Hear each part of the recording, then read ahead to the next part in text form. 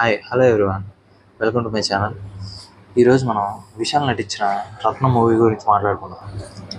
ఈ సినిమాకి డైరెక్టర్ హరి, తర్వాత వచ్చేసి మ్యూజిక్ డైరెక్టర్ వచ్చేసి డిఎస్పి. డైరెక్టర్ హరికి విశాల్కి ఇది మూడో సినిమా. యాక్చువల్లీ ఇది హ్యాట్రిక్ అని చెప్పుకోవచ్చు, ఎందుకంటే సినిమా చాలా బాగుంది.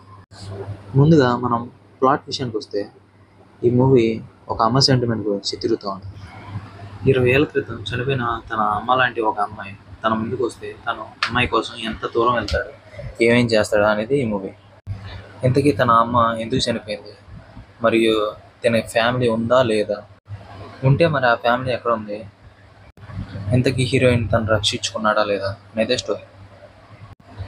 చెప్పాలంటే విశాల్ కంబ్యాక్ మూవీ కోసం చాలా మంది వెయిట్ చేస్తున్నారు.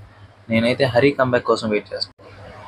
నా ఆశ తీరిందనే చెప్పుకోవాలి, ఎందుకంటే ఈ మూవీలో యాక్షన్ సీక్వెన్సెస్ కానీ ఎమోషనల్ సెంటిమెంట్స్ కానీ చాలా బాగా వర్కాయి. ఈ మూవీ ఖచ్చితంగా చూడొచ్చు. ఈ మూవీ ప్లాట్ ఏంటో ఎవరికి అర్థం కాకుండా చాలా బాగా రాసుకున్నారు స్క్రీన్ పై. మెయిన్గా మనం డిఎస్పి మ్యూజిక్ గురించి మాట్లాడుకోవాలి.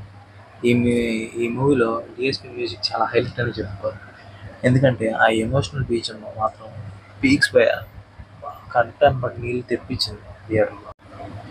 ఇంకా సాంగ్స్ విషయానికి వస్తే సాంగ్స్ చాలా బాగున్నాయి. ఆల్రెడీ ఒక పాట హిట్ అయిపోయింది, డోంట్ వరీ సాంగ్ తెలిసిందే.